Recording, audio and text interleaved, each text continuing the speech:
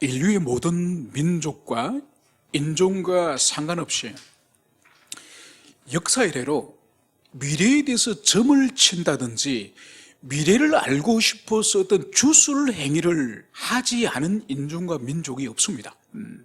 대표적으로 중국 같은 경우에는 고대 시대 때 소위 말해서 갑골문자라는 것이 있지 않습니까? 그러니까 거북이를 잡아가지고 이 거북이 등을 이 불에 가열을 합니다. 그러면 이 등 가죽이 이 불에 열을 받아서 터지겠죠, 그죠? 그 터진 이 모양을 보고 미래를 점을 치는 거예요. 그리고 메소포타미아를 비롯해서 이 성경이 있는 이 지역에는, 이 팔레스타인과 이 메소포타미아 지방에는 살아있는 양이나 짐승을 잡습니다. 배를 갈라가지고 거기서 김이 무릉무릉하는 뜨거운 그 짐승의 간을 끄집어내가지고 그 간 모양을 보고 장례를 점을 치는 그런 주술이 있었습니다. 여러분, 아무튼 이 인류 역사 가운데 어느 민족이든지 어느 종족이든지 간에 점쟁이, 미래를 알고자 하는 그런 민족이 없는 민족은 하나도 없었다는 거죠. 여러분, 이것은 뭘 보여주는 거니까 두 가지를 보여줍니다. 인간 자신이 미래에 대해서 볼 수 있는 능력이 없는 인간 자신의 유한함을 인정하는 것이고, 두 번째로는 그럼에도 불구하고 초월적 세계에 대해서 알고자 하는 인간의 이 탐욕을 여기서 볼 수 있는 거예요. 하나님은 이 부분에 대해서 엄격히 금지하시는 거죠. 왜냐하면 이 시간의 세계 속에서 우리 인간은 제약을 받도록 주님께서 우리를 만드셨지 않습니까? 그래서 시간의 세계를 초월하는 것은 오직 하나님 한 분밖에 이 권한이 없기 때문에 주술이나 점을 통해서 미래를 점치려고 하는 것은 모든 것들이 사악하기 때문에 주님은 율법을 통해서 철저하게 금지하셨다는 이것을 우리는 기억해야 될 것입니다. 그래서 오늘 이 14절을 시작하면서 주님께서 특별히 이 14절 이하에는 이제 하나님께서 이스라엘 백성들 가운데 선지자 직분에 관한 계명을 이제 주시는 거예요. 그러니까 이 17장, 신명기 17장 안에는 왕직에 관해서도 17장 초도에 말씀하십니다. 너희들은 왕을 어떻게 세울 것이며, 그리고 세워진 왕은 힘써서 무엇을 할 것이며, 그리고 힘써서 해서는 안 되는 일은 또 무엇이며, 그래서 왕의 이 규범을 이 신명기 17장에 말씀을 한다고 한다면, 이어서 하나님이 선지자는 어떤 사람을 세울 것이며, 선지자는 이 목숨을 다해서 무엇을 할 것이며, 또 선지자에 대해서 백성은 무엇을 할 것인지, 이제 이 14절 이후로 선지자의 이제 규례에 대해서 주님이 말씀하시는 거죠. 오늘 14절에서는 이렇게 주님이 말씀하십니다. 내가 쫓아낼 이 민족들은 길흉을 말하는 자나 점쟁이의 말을 듣거니와 내게는 내 하나님 여호와께서 이런 일을 용납하지 아니하시니라. 지금 하나님께서는 이제 너희들이 요단강을 건너가서 쫓아내야 될 이 민족들, 가나안에 있는 이 종족들, 이 종족들은 길흉을 말하는 자, 그리고 점쟁이, 바로 이 사람들이 인간의 미래를 점치는 자들이지 않습니까? 바로 이 가나안 원주민들은 이런 사람들의 이 음성을 청종할 것인데, 그런데 너희들은, 내게는 여호와 하나님이 이런 일들을 절대로 용납하지 않는다. 여러분, 이것은 뭘 말씀하시는 건가요? 이거는 이스라엘 백성들이 그 땅에 들어가면은 그 땅의 백성들이 가지고 있는 어떤 점수를 본다든지 아니면 길흉화복에 대해서 이러한 직분을 가지고 있는 인간들로부터 이들이 이스라엘 백성들이 감염될 위험이 있다는 것을 미리 말씀하시는 거죠. 그렇지만은 하나님은 이스라엘 백성, 당신의 언약 백성이 그렇게 노출되어지고 그들의 음성을 듣는 것은 나는 절대로 용납하지 않겠다. 하나님의 강한 의지가 여기 있습니다. 그러면 하나님의 방법은 뭡니까? 그러면 그 땅에 있는 길흉화복을 점치는 자나 점쟁이 음성을 듣지 말라고 한다면은 하나님의 뜻이 무엇입니까? 바로 15절 이하가 이제 하나님의 뜻인 것을 여기서 볼 수 있습니다. 바로 15절에서는 하나님은 이렇게 말씀하십니다. 내 하나님 여호와께서 너희 가운데 내 형제 중에서 너를 위하여 나와 같은 선지자 하나를 일으키시리니 너희는 그의 말을 들을지라. 이 15절부터는 이제 모세가 지금 직접적으로 진술하는 말이에요.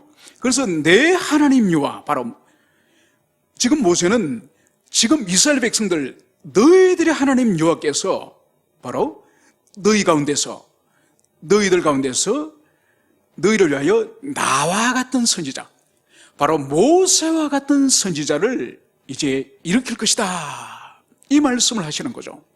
그러니까 이 가나안 원주민들이 섬기고 쫓고 있는 복술자들이나 점쟁이들 찾아가지 말고 이제 하나님이 나와 같은, 모세와 같은 동족들 가운데에 한 사람을 세울 것이니 다른 데 찾아갈 필요 없다, 이 말씀을 주님이 오늘 여기서 하는 그것을 볼 수 있습니다. 여러분, 오늘 분명히 오늘 하나님은 이 선지자를 세우는 주체를 네 하나님 여호와께서 하나를 일으키시리니, 바로 이 선지자를 세우는 주체는 여호와 하나님이심을 말씀하고 있습니다.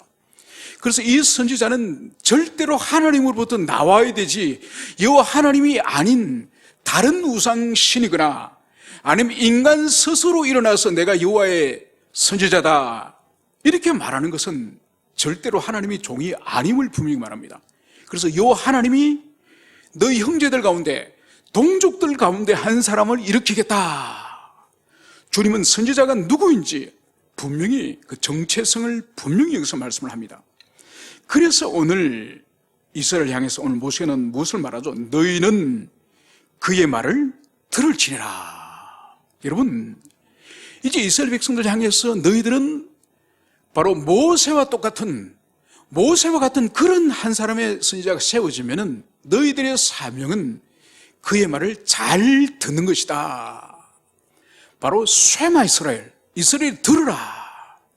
여러분, 이것은 단순히 모세를 이은 또 다른 선지자가 세워지면은 그 사람의 음성을 잘 이 귀로 듣는다는 이 의미만을 가지는 것이 아니죠, 그죠?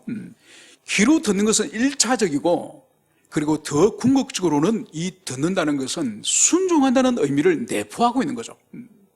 여러분, 그래서 이스라엘 백성들이 하나님이 계속적으로 들으라 반복적으로 그 말씀하시는 것을 1차적으로 잘 들어야 돼요. 여러분, 오늘날 교회에서도 마찬가지예요. 잘 들어야 돼요. 여러분, 잘 듣는 것 같은데 안 듣는 사람이 너무나도 많습니다. 여러분, 그래서 우리 교회는 보세요. 말씀을 전하고 나서, 밥 먹고 나서, 그죠? 밥 먹고 나서 우리가 이 공과 교제를 나눠주지 않습니까? 여러분 공과 교제는 제 설교문하고 95% 일치해요. 제가 적절한 예화라든지 이제 그거는 문어체로 되고 나는 이제 구어체로 말하지 않습니까? 그 조금 차이가 있을 뿐이지 거의 95% 똑같아요. 그래서 제가 설교하죠. 그리고 페이퍼 여러분 미리 나눠주죠. 그리고 공과 또 하죠. 여러분 3번 반복, 3번. 3번 반복하는데 여러분들이 구역 모임 시간이라든지 아니면 주중에 만약 제가 여러분에게 지난주 설교 내용 한번 요약해서 말씀해 보십시오. 여러분, 이러면은 3번을 반복했으면 줄줄줄 나와야 돼요. 그럼 여러분이 절반도 이해를 못하거나 아니면 30%, 20% 여러분 그러면 안 됩니다. 그건 뭘 말하는 거니까 오늘 주님께서 분명히 말씀하죠. 너희는 그의 말을 들을지라. 안 듣는다는 거예요. 여러분, 듣지 않으면 제일 먼저 일어나는 일은 믿음이 안 생겨요. 믿음이 안 자라요. 그래서 주님은 분명히 말씀했지 않습니까? 믿음은 들음은 그리스도의 말씀으로 말미암느니라. 여러분, 믿음이 안 자라는 사람의 본질이 뭔가 하는 게 진리 말씀을 안 듣는 거예요. 안 듣는 거는 진리 말씀에 우리 영혼과 인격이 충격을 받지 않다고요. 계속 감화를 받아야 돼요. 그래야 자극을 받아서 우리 영혼이 변화돼주고 우리 믿음이 자라는 것이지, 여러분 듣지 않는 사람은 죽을 때까지 100년을 교회 생활을 하더라도 교회는 다녔지만은 영혼의 변화는 일어나지 않아요. 영혼의 변화는 잘 들어야 돼요. 잘 듣고 마지막에 잘 순종해야 돼요. 또 듣기만 하고 순종하지 않으면 영혼이 변화가 일어나지 않아요. 여러분, 하나님이 가장 기뻐하시는 것은 듣고 순종하는 거예요. 그래서 우리 예수님께서 나를 사랑하는 자는 내 계명을 지키는 자라. 여러분, 요한복음에서 예수님이 여러 번 말씀했지 않습니까? 결국은 듣는 이유는 살기 위해서 듣는 거예요. 지키기 위해서 듣는 거예요. 그래서 여러분들이 잘 듣고 잘 순종해 나가는 자리까지 나가기를 축원합니다. 그러면서 오늘 16절에서는 이것이 곧 내가 총회의 날에 호렙산에서 내 하나님 여호와께 구한 것이라. 여러분, 왜 하나님께서 모세와 같은 이 선지자를 일으키는지 그 이유를 지금 말씀하는 거. 바로 이 선지자를 일으키는 이유가 바로 너희들이 총회의 날에 호렙산에서 여호와 하나님께 너희들이 구한 것이다. 너희들이 하나님께 요청한 것이다. 이 말씀을 하고 있습니다. 여러분, 이것은 출애굽기 19장의 말씀이에요. 시내산에 이제 그들이 다 당도했지 않습니까? 그리고 시내산 위에 이제 불꽃 같은 것이 임하면서 우리의 소리와 엄청난 어미 가운데서 하늘에서 이제 하나님의 음성이 들리지 않습니까? 그러면서 하나님이 모세를 시내산으로 불러오시고, 그리고 주님께서 모세에게 이제 언약을 맺을 준비를 하라고 하지 않습니까? 그래서 백성들이 모두 다 옷을 정결케 하고, 그리고 시내산으로 나가지 않습니까? 율법을 받기 위해서, 언약을 체결하기 위해서. 그때 이 시내산 위에서 정말 우렁우렁한 이 천둥 벼락을 치는 듯한 여호와의 음성을 듣고 이스라엘 백성들이 어떡합니까? 너무 두려워서 이스라엘 백성들이 이제 모세에게, 모세요, 하나님이 직접 우리에게 말씀하지 말게 하소서. 하나님의 저 음성을 우리가 들으니 죽을 것 같습니다. 그래서 하나님이 당신에게 말씀하시고, 그리고 하나님 말씀을 들었던 당신이 우리에게 전달해 주십시오. 이것을 이스라엘 백성들이 모세에게 간청을 했습니다. 바로 그것에 대해서 오늘 17절은 하나님은 이렇게 반응하신 거죠. 여호와께서 내게 이르시되 그들의 말이 옳도다. 바로 이스라엘 백성들이 하나님이 직접적으로 이스라엘에게 말씀하는 것이 아니라 중보자를 통해서 자신들에게 말씀하기를 간청하는 이스라엘 백성을 오히려 하나님은 기뻐하셨다고 말씀하고 있습니다. 그것이 옳도다. 그러면서 이제 하나님께서는 직접적으로 이스라엘 백성들에게 말씀하지 않으시고, 이제 구약의 긴 세월 동안에 모세로부터 시작하여서 이제 이후에 모세와 같은 형제 가운데 한 사람 선지자를 통해서 드디어 주님께서는 이스라엘에게 말씀하기를 시작했다는 것을 알 수 있습니다. 여러분, 구약의 이스라엘 백성들의 이 신정체제를 이끌고 가는 이 삼두마차의 세 직분이 바로 왕직과 제사장 직분과 이 선지자 직분이지 않습니까? 여러분, 우리가 알다시피 이 제사장 직분은 이건 혈통적인 개성이에요. 그래서 아론으로부터 그 아들 가운데에 또 한 사람이 대제사장이 되어서 죽을 때까지 그 직분을 감당하는 거죠. 그래서 그 아버지 대제사장이 죽으면 그 아들 여러 명 중에 또 한 사람이 대제사장이 되고, 그래서 혈통적으로 레위지파 가운데에서 이 아론의 집안 사람들이 계속 대제사장 직분을 맡습니다. 그리고 왕직도 마찬가지죠. 첫 번째 사울이 왕이 되긴 했지만은, 그런데 사울이 패지고 난 이후에 다윗의 집안이 20명의 이 왕이 계속 아들이 이 왕직을 감당하지 않습니까? 그래서 이 왕직도 이 혈통의 개성이에요. 그래서 이 왕직은 바로 하나님이 다스리는 것처럼, 하나님이 이스라엘 백성을 다스리는 것처럼 하나님의 손이 되어서 이스라엘 백성을 다스리는 직분이 왕직이에요. 그러니까 제사장 직분은 하늘의 하나님과 땅의 죄인인 이스라엘 사이에 이 중보, 죄를 지었다든지 속죄할 일이 있을 때는 바로 재물을 가지고 제사장 앞에 나와서 하나님께 참여할 때에 이 제사의 중보직을 이 제사장이 하지 않습니까? 그렇다고 한다면 이 선지자 직분은 뭘까요? 이것은 하나님이 필요할 때 임의로 부르시고 선택해서 사용하시는 거예요. 그래서 아버지가 선지자로 해서 아들이 선지자되는 이런 것은 없습니다.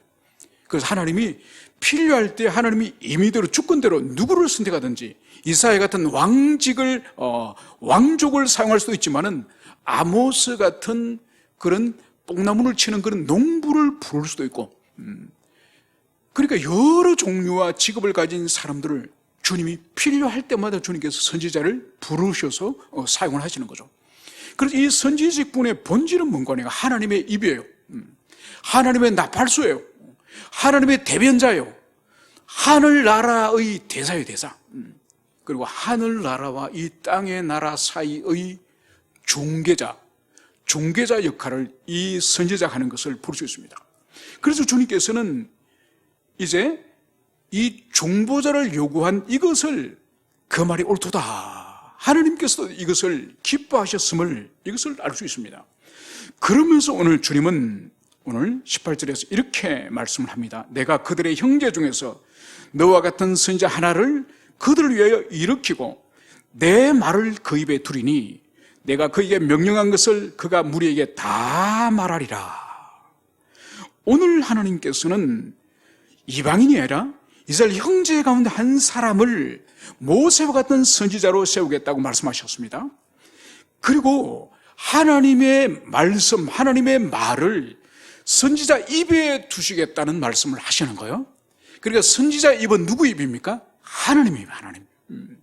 그러니까 이 선지자 입은 단순히 하나님의 입이라고 하는 이것은 뭔가 하니까 이 선지자 인격이 하나님의 인격을 경험한, 하나님의 인격을 그대로 물려받은 그런 인격적인 닮음 또한 이 선지자에 있음을 보여줍니다.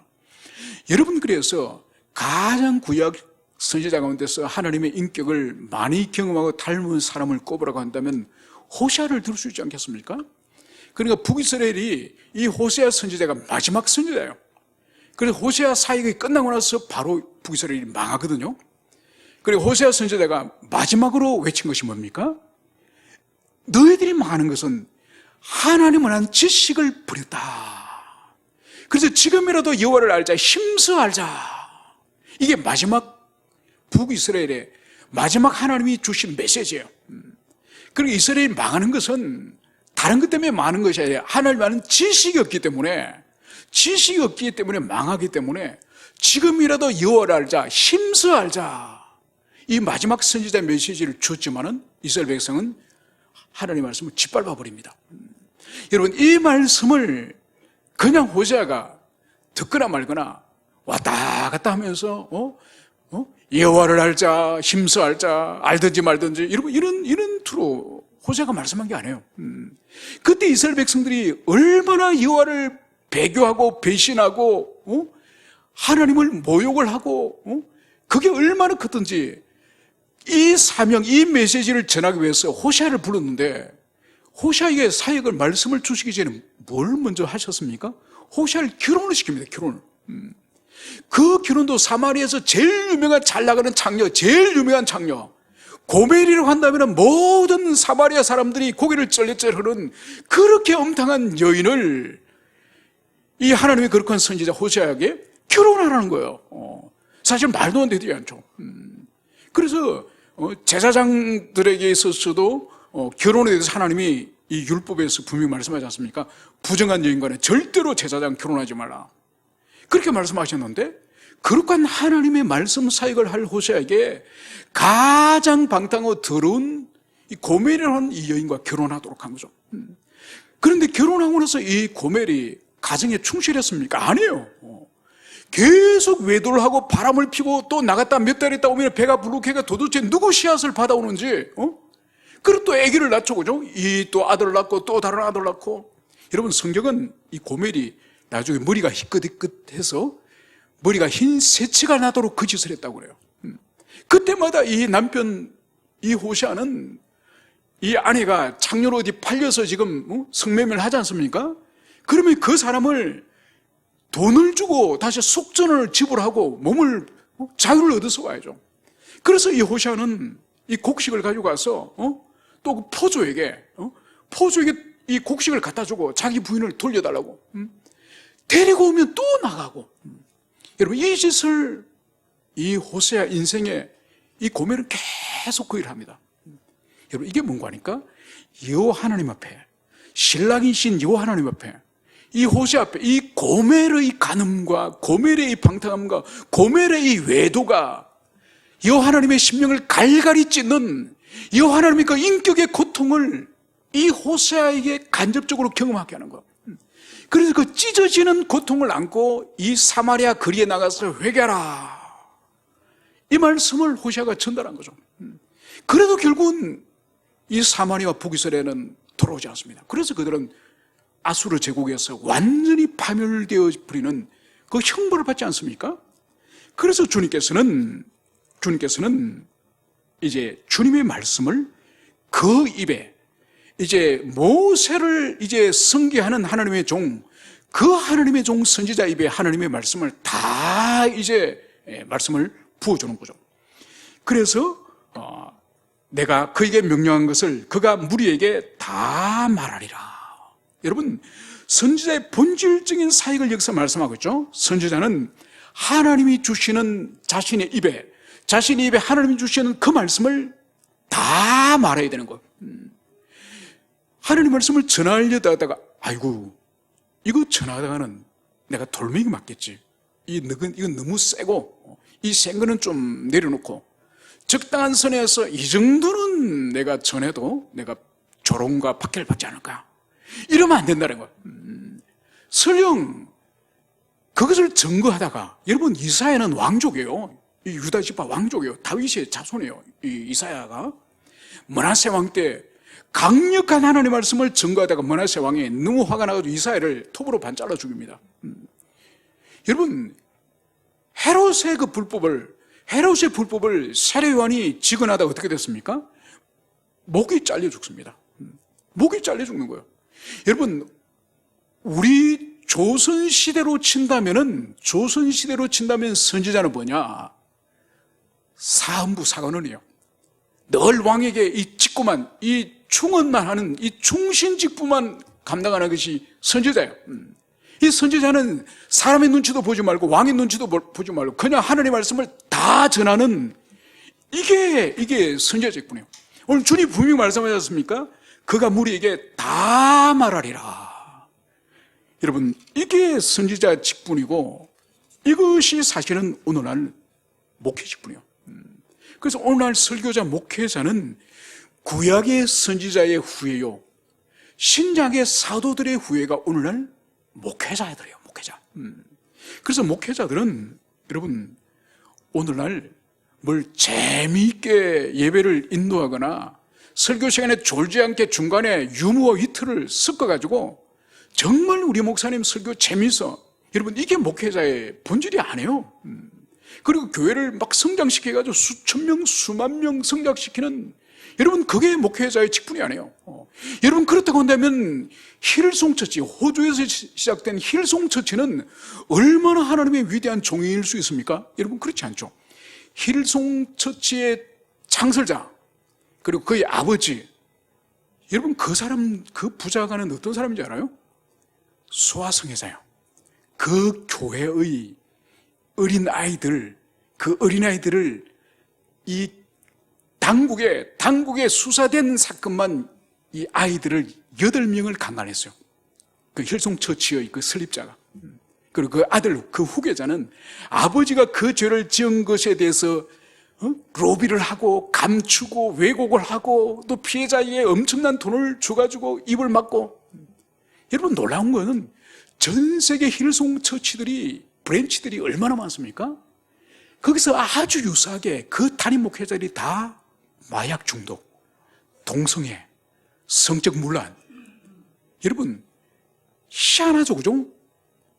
설립자가 그러니 그 아래에 각 나라와 민족에 있는 브랜치 처치들인데도 죄들이 유사한 거예요. 여러분, 다 악한 영이 유사하기 때문에 하는 짓이 비슷한 거예요. 여러분, 하나님의 종, 구약의 선지자의 최고의 중요한 것은 하나님의 심장을 가지고, 하나님의 인격과 마음을 가지고 하나님의 말씀을 다 전하는, 이것이 모세의 후계자인 선지자 직분이라는 것을 오늘 주님이 분명히 이것을 말씀을 하고 있습니다. 그래서 주님께서는 이제 이 말씀 앞에 이제 이스라엘 백성은 어떻게 해야 될 것이며 이제 그 선지자는 어떻게 될 것인지 오늘 19절과 20절에서 이렇게 말씀하십니다. 누구든지 내 이름으로 전하는 내 말을 듣지 아니하는 자는 내게 벌을 받을 것이요. 여러분, 하나님의 메시지, 하나님의 말씀을 듣지 않는 사람, 이 사람은 내게 벌을 받을 것이요, 바로 하나님께 벌을 받는다는 거예요. 여러분, 이 벌이 뭔지는 주님이 더 이상 언급하지 않습니다. 추론해 보건대 신명기 28장에 가면은 순종했을 때에, 하나님의 말씀에 순종했을 때 받는 복을 쫙 하나님이 나열하세요. 불순종할 때 받는 벌을 28장에 또 쫙 나열합니다. 아마 거기 있는 벌 중에 하나님이 보시고 어떤 벌을 내리지 않을까, 이런 추론을 해볼 수 있습니다. 여러분, 왜 그러면 하나님 말씀을 듣지 않는 것에 대해서 하나님께서 벌을 내리실까요? 여러분, 지금 이 신명기는 이미 시내산에서 언약을 체결한 시내산 언약이 있은 지 40년 후예요. 여러분, 이스라엘 백성은 혹시 이렇게 말합니까? 아니, 시내산 언약은 우리 아버지 어머니가 했지, 우리 할아버지가 했지, 나는 광야에서 태어나서 시내산 나는 몰라. 여러분, 그러면 안 된다 이거야. 그런 주님 앞에 아무런 효력이 없습니다. 여러분, 모세를 비롯한 출애굽 1세대가 시내산에서 하나님의 언약을 맺은 이것은 이후의 모든 후손들이 그 언약 안에 있다는 그것을 말하는 거야. 여러분, 그렇기 때문에 나는 직접적 언약 체결자가 아니야, 이런 핑계를 댈 수 없다는 거예요. 다 우리가 이 율법의 언약 속에 있음을 하나님이 염두에 두고 그것을 듣지 않을 때 벌을 받을 것이다. 여러분, 그래서 언약을 항상 우리 기억해야 됩니다. 여러분, 우리는 지금 모세 언약의 시대는 아닙니다. 우리는 그리스도 예수께서 성부 하나님과 우리를 끌어안고 성부 하나님과 은혜 언약을 우리는 맺은 것. 그 은혜 언약을 우리는 믿음으로, 우리가 피를 흘리거나 우리가 제사를 드린 것이 아니라 우리는 믿음으로 성부와 성자 사이의 그 언약을, 우리 효력을 우리가 누리는 거예요. 얼마나 우리가 복됩니까? 우리가 피를 흘렸습니까? 양을 바쳤습니까? 우리 믿음으로 그 언약을 우리가 누리는 거예요. 여러분, 그렇기 때문에 그 언약을 어기면 지금 어떻게 되느냐? 여러분, 어떤 형태든지 하나님은 우리를 징계하세요. 우리를 사랑하는 자녀이기 때문에 방치하지 않으세요. 이것을 기억해야 됩니다.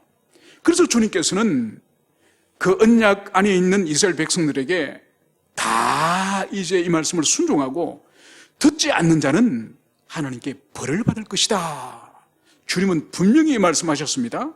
그리고 20절에서는 이제 주님께서는 하나님의 입이 된 이 선지자가 해야 될 일이 뭔지 오늘 20절은 이렇게 말씀하십니다. 만일 어떤 선지자가 내가 전하라고 명령하지 아니한 말을 제 마음대로 내 이름으로 전한다든지 다른 신들의 이름으로 말하면 그 선지자는 죽임을 당하리라. 여러분, 이스라엘 백성들이 하나님 말씀을 듣지 않는 것은 어떤 벌을 내리겠다고 말씀하셨다고 한다면은, 하나님의 입이 되어서 하나님의 선지자가 된 사람이 하나님이 A를 전하라고 말씀을 하나님이 하셨으면 A를 전해야 되는 거. 그런데 B를 전하거나 C를 전하거나, 여러분, 이런 선지자에 대해서는 하나님이 내리실 벌이 뭐라고요? 죽임을 당하리라. 훨씬 벌이, 백성들이 받을 벌보다 훨씬 큰 벌을 여기서 받는 것을 볼 수 있습니다. 여러분, 이것은 열왕기에서 그대로 우리가 볼 수 있지 않습니까? 열왕기에 하나님의 선지자 엘리야와 그리고 850명의 바알과 아세라의 선지자, 이 사람들이 갈멜산에서 이제 어느 신이 진짜 신인지, 850명이 섬기고 있는 그들의 신이 참 하나님인지, 단 한 사람, 엘리야라고 하는 단 한 사람이 섬기는 여호와가 참 하나님인지 그 산에서 대결하지 않습니까? 그래서 아침부터 저녁 해질무렵까지 온 몸에 나중에는 춤추고 뛰놀면서 소리를 고래고래 질러도 반응이 없자 칼을 가지고 이 선지자들 자기 몸에 자해를 하면서 피를 줄줄 흘리면서 미친 듯이 그렇게 기도하지 않습니까? 그래도 하늘에서 전혀 반응이 없습니다. 그들이 지쳤을 때 이 엘리야가 이제 자신이 도무지 이 제단에 불이 붙을 수 없는, 이제 그 송아지가 절대로 불탈 수 없고 그 나무가 불탈 수 없는 그 바가지에 그 제단에 물을 가득히 붓지 않습니까? 그리고 단 한 번 하나님께 기도했을 때 하늘로부터 불이 떨어져서 그 제단의 송아지를 완전히 불태워버리죠. 여러분, 그래서 여호와 하나님이 참 하나님이신지 발가이사랴가 참 하나님이신지 모든 이스라엘 백성들이 지켜보는 가운데에서 이제 신존재 증명이 드러난 거예요. 여러분 850명이 어떻게 됐습니까? 바로 죽임을 당하는 거죠. 오늘 분명히 하나님 말씀하지 않습니까? 다른 신들의 이름으로 말하거나 또 하나님이 주신 아닌 다른 메시지를 지 마음대로 말한 이 선지자는 죽임을 당하리라. 바로 죽임을 당하는 것임을 오늘 분명히 여기서 말씀하고 있습니다. 여러분 그렇기 때문에 선지자의 생명은 어떤 이적을 나타내는 거라, 그것도 사실 본질이 아니에요. 선지자의 생명은 하나님 말씀을 정확하게 대언하는, 이것이 선지자의 사명인 것을 이것을 볼 수 있습니다. 그래서 오늘 보세요. 주님이 분명히 말씀하시죠. 내가 전하라고 한 것을 전하지 않고 다른 것을 전하거나 아니면은 이 하나님의 이름이 아닌 바알이나 아세라 이름으로 정하는 사람이 죽임을 당할 것을 말씀하셨는데, 여러분 신명기 안에서는 하나님 말씀을 더하지도 말고 빼지도 말고 가감하지 말라고 하는 것을 하나님이 두 번씩이나 말씀하십니다. 신명기 4장 2절에서는 주님은 일찍이 이렇게 말씀하십니다. 내가 너에게 명령하는 말을 너희는 가감하지 말고 내가 너희에게 내리는 너희의 하나님 여호와의 명령을 지키라. 하나님은 가감하지 말라는 거예요. 더하지도 말고 빼지도 말라는 거예요. 신명기 12장 32절 내가 너희에게 명령하는 이 모든 말을 너는 지켜 행하고 그것에 가감하지 말지니라. 임의로 더하거나 빼지 말라는 거예요. 하나님이 주신 그 말씀만 충실하는 거예요. 그 말씀만 증거하는 거예요. 여러분 이 신명기 말씀은 성경이 완성되어지는 요한계시록 마지막 장에서 주님이 다시 한 번 더 마치 도장을 찍듯이 주님이 주신 이 말씀을 그대로 지키는 이것이 얼마나 중요한지 이렇게 마지막 계시록 22장 19절 18절에서 이렇게 말씀하십니다. 내가 이 두루마리의 예언의 말씀을 듣는 모든 사람에게 증언하노니 만일 누구든지 이것 외에 더하면 하나님이 이 두루마리에 기록된 재앙들을 그에게 더하실 것이요 만일 누구든지 이 두루마리 예언의 말씀에서 제하여 버리면, 즉 빼버리면 하나님이 이 두루마리에 기록된 생명나무와 거룩한 성의 참여함을 제하여 버리라. 여러분 생명나무에 제하고 거룩한 성, 즉 이 하늘 새 예루살렘 성은 천국을 말하지 않습니까? 그 사람 천국에서 빼버린다는 거예요. 여러분 그래서 하나님의 말씀을 함부로 더하거나 하나님 말씀을 임의로 자신이 편집해서 빼버리는 이것이 얼마나 큰 죄인지, 그 사람에게는 영생을 하나님이 주지 않겠다, 영생을 빼앗겠다. 여러분 이것을 주님이 엄중히 신명기와 계시록에서 말씀하시는 것. 여러분 그렇기 때문에 어떤 꿈을 좋아하거나 꿈을 따라가는 어떤 신비주의자들에게나 아니면 직통 계시파들에게나 오늘날 신사도파들, 여러분 이 사람들이 얼마나 하나님 말씀을 함부로 빙자하는지 여러분 우리가 알 수 있지 않습니까? 그래서 어떤 개꿈인지 무슨 꿈인지 그런 꿈을 꾸고 이것이 하나님의 뜻이다 이렇게 해라, 이것이 주님의 뜻이다. 여러분 그것은 저주받을 짓이에요. 영생을 빼앗길 수 있는 짓이에요. 분명히 주님 말씀하셨습니다. 더하거나 빼는 자는 영생애로부터 그 새 예루살렘 성으로부터 너희는 제하여질 것이다, 아니면 재앙이 너희들에게 더해질 것이다. 여러분 그래서 하나님의 말씀을 벗어나는, 말씀과 상관이 없는 어떤 꿈을 이야기한다든지 자신의 어떤 체험을 말한다든지 주관적인 성경과 상관이 없는 그런 것을 함부로 말하는 것은 정말 조심해야 됩니다. 그래서 여러분 오늘 이 선지자 직분은 1차적으로 오늘날도 목회자가 하나님의 말씀을 정확하게 증거해야 되는 그런 의무가 있지만은, 그러나 모든 우리 그리스도인들의 신앙과 삶의 토대가 성경 진리가 되어야 되지, 자기 체험이나 자기가 어떤 경험한 이것은 성경에 합치될 경우에 그것은 주관적으로 자기 마음에 새길 수 있을는지는 모르지만은 성경과 아무 상관이 없는 주관적 체험은 그것은 오히려 악한 영의 역사일 수 있기 때문에 오히려 그것을 멀리 해야 된다는 것을, 그것을 여러분들이 가슴에 새기시기 바랍니다. 그러면서 오늘 마지막으로 21절과 22절은 또 인간의 내면의 연약함을 주님이 배려하셔서 이렇게 말씀하시는 거죠. 네가 마음속으로 이르기를 그 말이 여호와께서 이르신 말씀인지 우리가 어떻게 알리요하리라. 여러분, 선지자가 진실로 하나님 보낸 선지자일 수도 있고 또 자칭 선지자라는 인간이 나타나서 어떤 말씀을 선포하지 않습니까? 그러면 그 말씀을 듣는 사람이 마음속으로 아니 당신이 진짜 하나님의 선지자인지 아닌지 우리가 어떻게 알아? 이런 의문이 생긴다는 거죠. 이런 의문이 생길 때에 참 선지자의 감별법, 구별법, 이것을 주님이 지금 말씀하시는 거예요. 그게 뭐냐? 22절, 만일 선지자가 있어 여호와 이름으로 말한 일에 정음도 없고 성취함도 없으면 이는 여호와께서 말씀하신 것이 아니요 그 선지자가 제 마음대로 한 말이니 너는 그를 두려워하지 말지니라. 여러분, 이 선지자는 여호와 이름으로 말한 선지자예요. 그러니까 여러분, 아예 바알의 이름으로 말하거나 아세라의 이름으로 말하거나 밀곰의 이름으로 말하거나 금옷의 이름, 이건 아예 처음부터 쳐주지 않습니다. 근데 자칭 여호와께서 보냈다고 말하는 이런 인간들이 나타난다는 거죠. 그래서 이런 인간이 나타나서 어떤 메시지를 증거하는데 정흠도 없고 성취함도 없으면, 여러분, 정흠과 성취함의 이 의미가 뭔가 하니까 말씀을 이제 선포하지 않습니까? 어떤 예고적인 말씀이나 어떤 예상하는 어떤 사실에 대해서 증거할 때에 후속적으로 그 말씀이 성취되어지고 이루어지는 그런 표적을 말하는 거야. 그래서 그 표적이, 성취함과 표적이 없으면 여호와 하나님 말씀이 아니라는 거죠. 그래서 그 선지자를 자기 마음대로 한 말이니 그를 두려워하지 말라. 여러분, 이 부분의 말씀도 보완이 필요합니다. 왜 필요하냐? 여러분, 모세가 이집트에서 출애굽을 위해서 바로 앞에서 이적을 행하지 않습니까? 지팡이를 집어 던지니 지팡이 뱀으로 변했죠. 여러분, 그 모습을 보고 이집트의 술사들도 어떡합니까? 술사들도 뱀을 만듭니다. 여러분, 그래서 거짓 선지자들, 오늘날도 이 거짓된 이 악한 영을 가진 그런 거짓 사역자들도 이적을 많이 일으키는 거예요.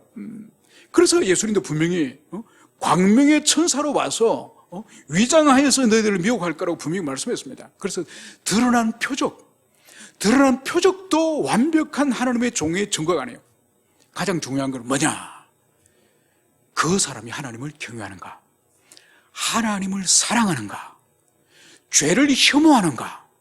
여러분, 이 인격적이고 영적 특질이 그 사람의 하나님의 사람의 그 사람의 표정인 것이지, 드러나는 어떤 이적이나 표적 또한 그것은 충분히 그것은 악한 영에 의해서 역사가 일어날 수 있기 때문에 그 사람이 진정 하나님을 사랑하고 하나님을 두려워하고 그리고 죄를 혐오하고 거룩을 추구하고 이런 인격의 지속성을 가진 그 사람이 바로 하나님의 종임을, 이것을 여러분들이 가슴에 새기시기를 축원합니다. 그러면 오늘날은 어떻게 되느냐? 여러분, 사도행전 17장에 가면 바울이 데살로니가에서 사역을 하다 쫓겨서 베레아로 가게 됩니다. 그런데 베레아에서의 말씀을 증거를 하면서 이 베레아 사람의 특징을 쭉 말씀하는 거예요. 그 특징 가운데 하나가 바로 뭔가 하니까, 베레아 사람은 우리 성경에서는 번역을 신사적이고 이렇게 번역을 하고 있습니다. 그리고 그 번역이 조금은 적절하지 않습니다. 이 신사적이라기보다는 그 원래의 의미가 뭔가 하니까 혈통적으로 아주 고매하고 혈통적으로 아주 인격적이고 이런 뜻이에요. 여러분, 실제적으로 그런 차이들을 우리가 경험하지 않습니까?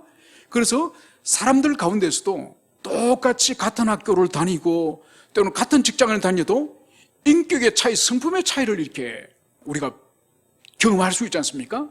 그래, 그거는 타고난 혈통적인 그런 우월성도 있고 또 좋은 가정에서 잘 교육을 받고 잘 돌봄을 받아서 자란 사람들에게 그런 고매함들이 있는 거죠. 그래서 이 베레아 사람의 이 신사적이라고 하는 이 의미는 그들이 혈통적으로 아주 인격적으로 고매한 그런 자질을 가졌다는 거예요. 그리고 세 번째가 뭔가 하니까 날마다 하나님의 말씀이 과연 그런가. 여러분, 바울이 이 베레아 사람들이 하나님 말씀을 설교하고 가르쳤을 거지 않습니까? 그런데 이 사람들이 가만히 듣고 그냥 아멘, 아멘 하는 것이 아니라 이 베레아 사람들은 그들이 구약 성경을 가지고 있을 거잖아요. 구약 성경을, 구약 성경, 구약 율법책을 가지고 오늘 바울 사도님이, 바울 선생님이 설교하신 것이 과연 구약 말씀과 합치되는지, 과연 그러한지 성경을 상고하였더라. 여러분, 상고란 말을 요즘 잘 안 쓰지만은 이 히브리의 헬라의 원뜻은 뭔가 하니까 깊이 연구하였더라는 거. 여러분, 바울이 설교한 것에 대해서도 바울의 설교가 과연 이 성경과 합치되는지 깊이 집에 들어가서 날마다 성경과 바울의 설교를 비교했다는 거예요. 이게 베레아 사람의 특징이에요. 여러분, 이것이 신약 교회의 그리스도인의 이 하나님 말씀을 대하는 태도예요.